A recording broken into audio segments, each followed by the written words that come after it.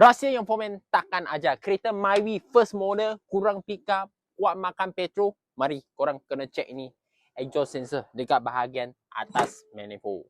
Pakai special tools. Buka keluar dulu. Cabut soket. Korang tengok. Memang kotor. Cuci dengan W40.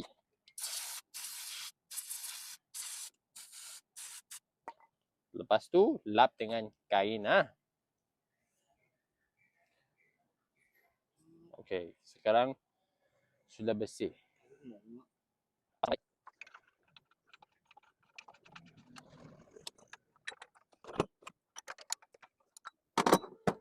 Buka soket. Lepas tu start kereta. Masalah settle. Korang punya kereta ada apa masalah? Komen ke bawah.